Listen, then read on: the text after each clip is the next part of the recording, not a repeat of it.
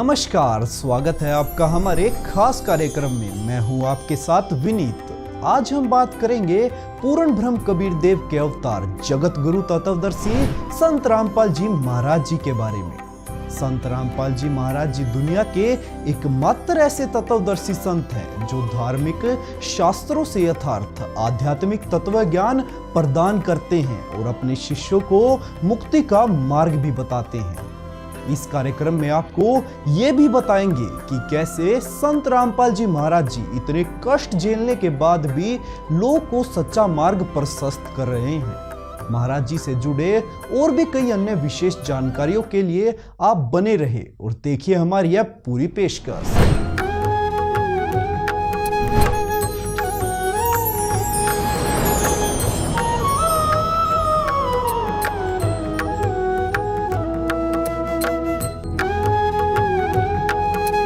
8 सितंबर 1951 को भारत की पावन धरती पर एक ऐसे संत का अवतरण हुआ जिन्होंने हम जीवों के उद्धार के लिए अपना संपूर्ण जीवन न्यौछावर कर दिया। इस अद्वितीय ज्ञान के प्रचार के लिए उन्होंने अपनी जान हथेली पर रख दी। निर्दोष होते हुए भी इस तत्व ज्ञान को जन जन तक पहुंचाने के लिए कई बार जेल जाना पड़ा तथा जेल की यातनाओं को सहर्ष स्वीकार किया।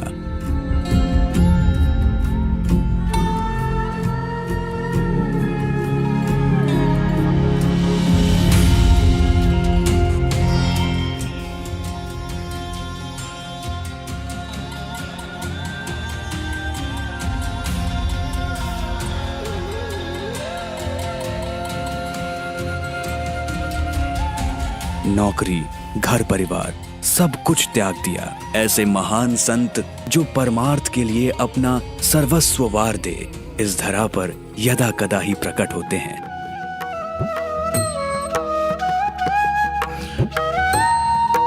हम बात कर रहे हैं तत्वदर्शी सतगुरु रामपाल जी महाराज जी की, जिन्हें परमार्थ के मार्ग पर कदम रखने के बाद अनेकों संघर्षों का सामना करना पड़ा। गांव में प्राथमिक शिक्षा ग्रहण करने के बाद उन्होंने नीलोखेड़ी से अपनी इंजीनियरिंग की पढ़ाई पूरी की। देखिए, हमारे इस पॉलिटेक्निक नीलोखेड़ी में हजारों छात्र देश विदेश से इंजीनियरिंग की पढ़ाई करने के लिए आते हैं। संत रामपाल ने भी नीलोखेड़ी पॉलिटेक्निक से ही इंजीनियरिंग की पढ़ाई की, जिसके बाद हरियाणा सरकार से सिंचाई विभाग में जूनियर इंजीनियर के पद पर नियुक्त हुए। यह देख के मुझे बड़ी खुशी और आश्चर्य होता है कि वो एक इंजीनियरिंग के छात्र होते हुए भी उन्होंने जितने आसान ढंग से वेद शास्त्रों का विश्लेषण किया है जो कि समाज को आसानी से समझ में आ रहा है, और उसके कारण समाज की कुरीतियां खत्म हो रही हैं। क्योंकि संत रामपाल हमारे इसी संस्थान के छात्र रहे हैं और आज वे लाखों लोगों का मार्गदर्शन कर रहे हैं। ऐसा सोच के कि जिस संस्थान में संत रामपाल ने अपनी इंजीनियरिंग की पढ़ाई की, उस संस्थान में मुझे पढ़ाने का मौका मिला है, मैं अपने आप को गौरवान्वित महसूस कर रहा हूँ। संत रामपाल जी मेरे पास सन 66-67 में मेरे शिष्य थे, मेरे पास पढ़े हो। संत रामपाल जी सत्यवादी और शील स्वभाव के थे, न किसी से वो लड़ा झगड़ा करते थे, अपने गुरुओं के आज्ञाकारी थे। मैं संत रामपाल जी को साइंस पढ़ाता। संत रामपाल जी के बारे में यही कहना चाहते हम तो कि बहुत बचपन से हम साथ रहे हैं, साथ पढ़े हैं। घर का घर लागा और खेत का खेत लागा, हमारा परिवार का ये है। और पूरा ये परिवार किसी कोई बहसबाजी नहीं, ठीक सबके साथ मिलकर रहने वाले थे और सब उनसे मिलकर आते। बहुत सुधार पढ़ने में भी होशियार था। फिर हम जो सा फौज में हो गए, वो फिर जेई का कोर्स करके जेई लग गया, ऐसे था।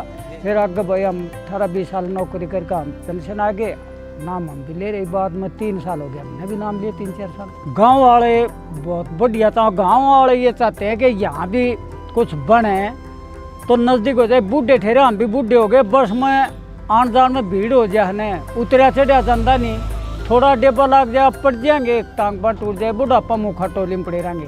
हम ये चाहते हैं कि आड़ कुछ हो जाए इस गांव में धनाना में, सब न सुख हो जाए, आश्रम बन जाए यहाँ आश्रम बन जाए। जी। तो मतलब नज़दीक क्या न बेर गाँव वाले न बूढ़े ठेरा न सब न सुख हो जाए और सबके साथ मिलकर रहने वाला है। देश में आज इसका डंका बाज रहा है कोई आदमी, ठीक है, कबीर पंथिया में है कोई आदमी, नकलीता और भी एक दो जगह हमने सुने हैं, लेकिन जैसे इसका डंका बज रहा है बहुत बहुत रामपाल महाराजिया का देश में जो जानकारी हो रही है ना अकबर वही है।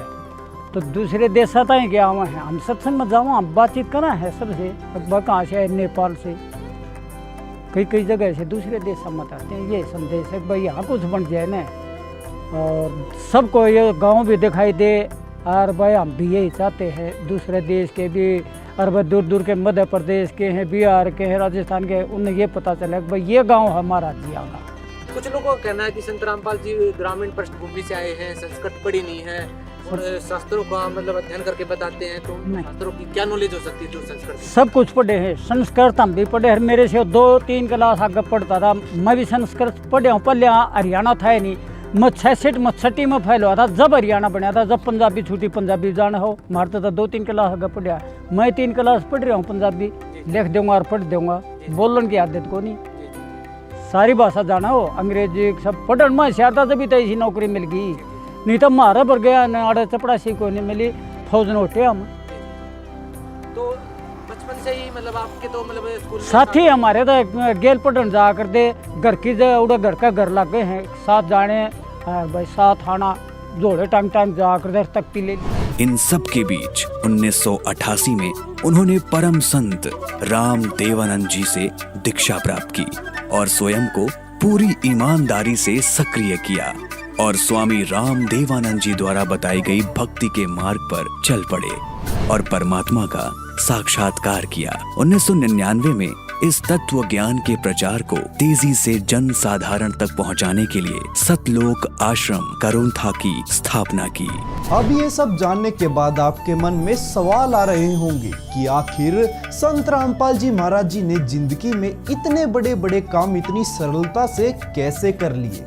इस कड़ी में आपको आगे बताएंगे कि कैसे संत रामपाल जी महाराज जी ने बढ़ती हुई 2 तरफा जिम्मेदारियों को संभाला, कैसे पारिवारिक और सांसारिक मोह से अलग हुए, क्या इन सब बातों के लिए महाराज जी को अपनी नौकरी को त्यागना पड़ा, कब महाराज जी ने दीक्षा देने की आज्ञा प्राप्त की। इन सभी सवालों के जवाब के लिए आप बने रहे हमारे साथ और आगे देखिए हमारी यह पूरी पेशकश।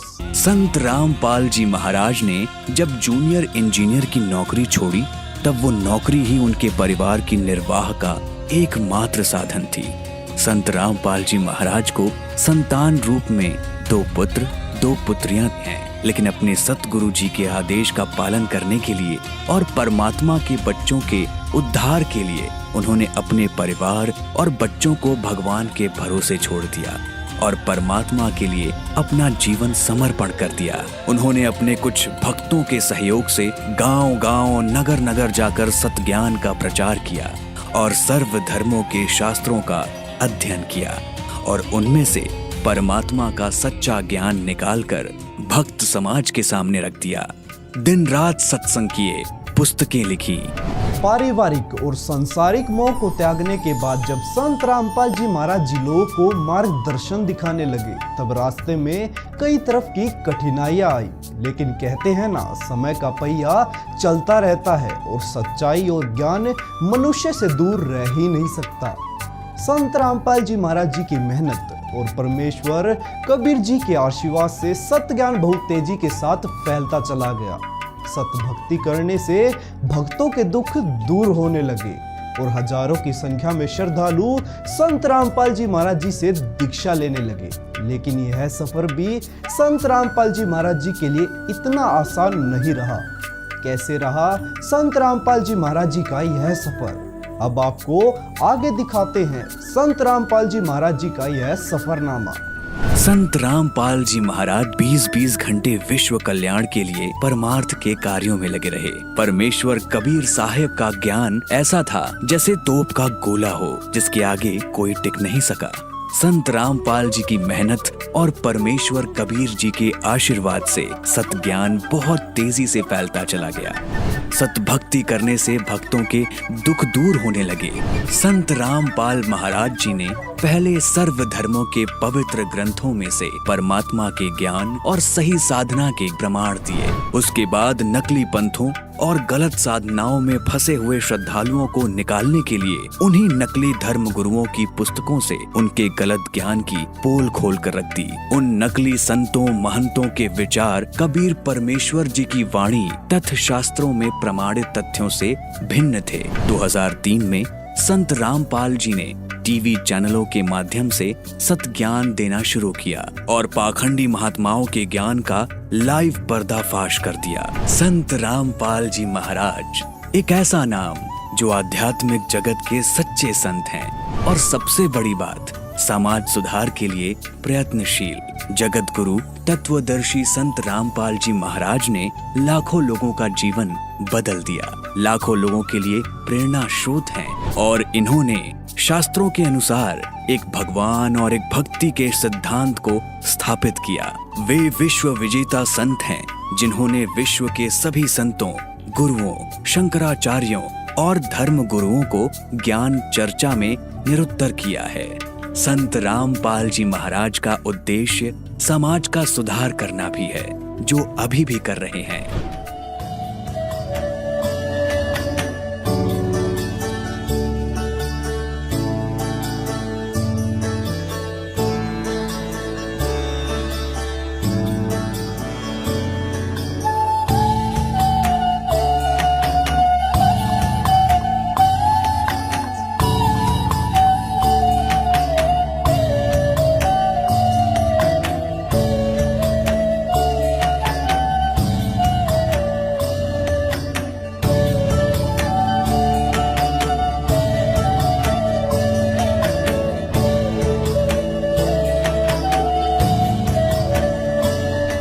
तो आपने देखा संत रामपाल जी महाराज जी का ये आध्यात्मिक सफर और उनका जीवन संघर्ष कैसे एक साधारण व्यक्ति की भूमिका को निभाते हुए एक महान व्यक्तित्व बन गए। संत रामपाल जी महाराज जी का उद्देश्य है कि पूरी दुनिया में अमन शांति स्थापित हो। महाराज जी का उद्देश्य अपने अद्वितीय विचारधारा से समाज में व्याप्त कुरीतियों को समूल नाश करना है।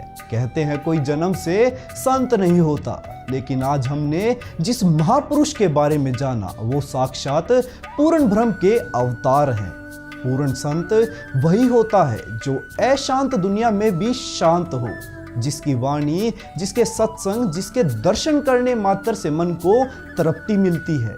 ऐसे संत का मिलना ही बड़े सौभाग्य की बात है। कहते हैं लखबर सूरा जूझ ही लखबर सावंत दे, लखबर यति जहान में तब सतगुरु शरणा ले। इसी उद्देश्य को लेकर पूर्ण ब्रह्म कबीर देव के अवतार साक्षात जगत गुरु तत्वदर्शी संत रामपाल जी महाराज जी ने 8 सितंबर 1951 को हरियाणा की पवित्र धरा पर अवतरण लिया।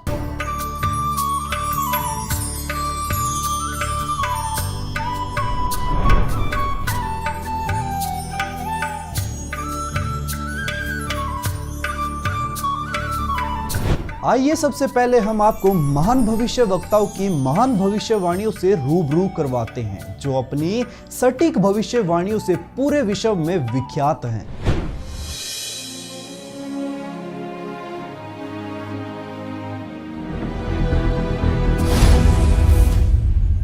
विश्व के सबसे महान भविष्यवक्ता मिशेल दी नॉस्ट्रेडमस, उन्होंने सन 1555 में अपने ग्रंथ के शतक 10 श्लोक 96 में उस महापुरुष के बारे में बताया कि वो महापुरुष एक ऐसे देश में जन्म लेगा जो 3 तरफ से समुद्र से घिरा हुआ होगा तथा उस देश का नाम एक सागर, हिंद महासागर के नाम से होगा, हिंदुस्तान। दोस्तों, विश्व में हिंदुस्तान ही ऐसा देश है जो 3 ओर से सागर से घिरा है तथा हिंदुस्तान ही एकमात्र देश है जिसका नाम किसी सागर के नाम से मेल करता है, हिंद महासागर। वो महापुरुष एक ऐसे प्रांत में जन्म लेगा जिसमें 5 नदियां बहती हैं। हिंदुस्तान का पंजाब ही एकमात्र ऐसा प्रांत है जिसमें 5 नदियां बहती हैं। नॉस्ट्रेडेमस ने अपने शतक 5 श्लोक 41 में बताया कि उस महापुरुष द ग्रेट शायरन की 4 संतानें होंगी, जिसमें 2 पुत्र और 2 पुत्रियां होंगी। नोस्ट्राडेमस ने शतक 5 श्लोक 41 में लिखा है कि उस महापुरुष की माताएं 3 बहनें होंगी। भविष्यवक्ता फ्लोरेंस ने अपनी लिखी पुस्तक golden light of new era में 1960 में लिखा है कि जब मैं ध्यान लगाती हूँ तो अक्सर एक संत को देखती हूँ। उसके सर पर सफेद बाल हैं, ना दाढ़ी है ना मूछें हैं। वह गौरव वर्ण का है। उनके लालट पर आकाश से एक नक्षत्र के प्रकाश की किरणें निरंतर बरसती रहती हैं। मैं देखती हूँ वह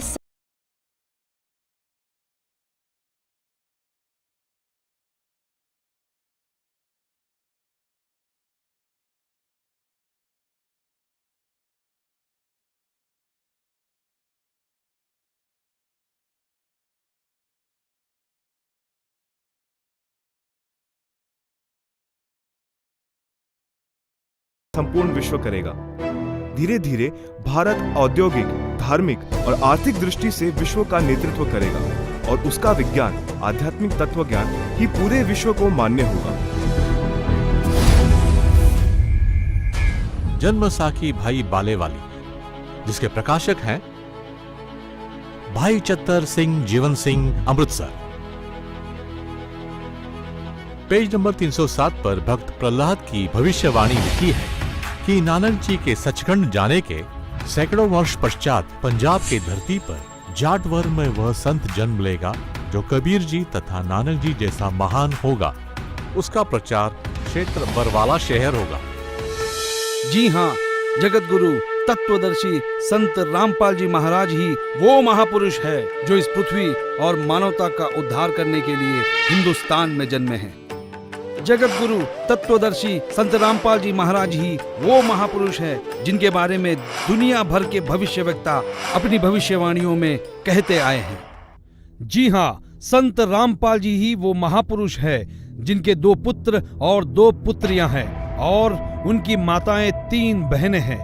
वो महापुरुष संत रामपाल जी महाराज ही है जिनका जन्म 8 सितंबर 1951 में पंजाब प्रांत में हुआ।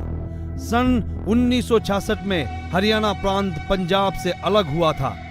जी हाँ, वो महापुरुष संत रामपाल जी है जिन्होंने दुनिया के सारे संतों को आध्यात्मिक ज्ञान चर्चा में निरुत्तर किया है। उनके आध्यात्मिक ज्ञान का लोहा सारी दुनिया मानती है। संत रामपाल दास जी का जन्म 8 सितंबर 1951 को छोटे से गांव धनाना, जिला सोनीपत में, उस समय पंजाब प्रांत वर्तमान में हरियाणा में हुआ है, जो 7 सितंबर 1971 में 20 वर्ष के होने वाले वो महापुरुष कोई और नहीं, संत रामपाल जी महाराज है। अपने ज्ञान के बूते संसार को हैरान करने वाले वो महापुरुष संत रामपाल जी महाराज है। देशद्रोह का झूठा मुकदमा जिन पर लगा है वो कोई और नहीं, संत रामपाल जी ही है। जिनके सिर पर सफेद बाल है और न दाढ़ी और न मूछ है, वो संत रामपाल जी ही है। दुनिया से सारी बुराइयों को खत्म करने वाले कोई और नहीं, वो संत रामपाल जी ही है। भारत के प्रसिद्ध संत श्री तुलसीदास जी जय गुरुदेव पंथ वाले, जिनका आश्रम मथुरा में स्थित है, उन्होंने उस महापुरुष को लेकर भविष्यवाणियां ही नहीं वर्तमान वाणी भी बोली है। जी हाँ, बिल्कुल सही सुना आपने, संत तुलसीदास जी ने वर्तमान वाणी की थी क्योंकि वो उस महापुरुष की उपस्थिति को महसूस कर पा रहे थे और अपनी वर्तमान वाणी में उन्होंने लोगों को महापुरुष के बारे में बताना चाहा कि वह 20 वर्ष का हो चुका है। आइए देखते हैं उनकी वर्तमान वाणी, जो कुछ इस प्रकार है।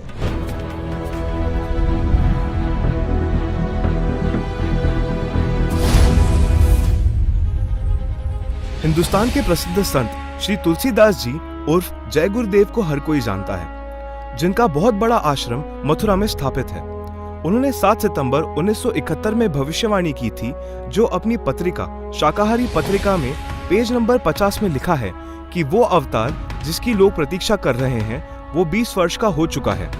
यदि उसका पता बता दूं तो लोग उसके पीछे पड़ जाएंगे। अभी ऊपर से बताने का आदेश नहीं हो रहा है, मैं समय का इंतजार कर रहा हूँ। सभी महापुरुषों ने समय का इंतजार किया है, और समय आने पर सबको सब कुछ मालूम हो जाएगा।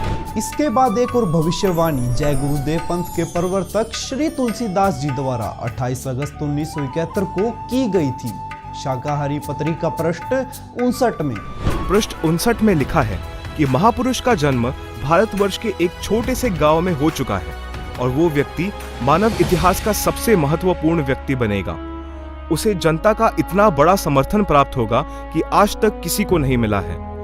वो महापुरुष नए सिरे से विधान को बनाएगा और वो विश्व के संपूर्ण देशों पर लागू होगा। उसका एक झंडा होगा, उसकी एक भाषा होगी। संत तुलसीदास जी ने अपनी वाणी में यह स्पष्ट रूप से बताया है कि वह महापुरुष पृथ्वी पर मौजूद है और 7 सितंबर 1971 को वर्तमान वाणी में यह बताया है कि वह 20 वर्ष का हो चुका है। दर्शकों, यह सभी महान भविष्यवाणियां केवल जगत गुरु तत्वदर्शी संत रामपाल जी महाराज पर ही सटीक बैठती हैं। कहते हैं, उत्तर दक्षिण पूर्व पश्चिम फिरता दाने दाने नु सर्व कला सतगुरु साहेब की हरि आए हरियाणे नु। धन्यवाद।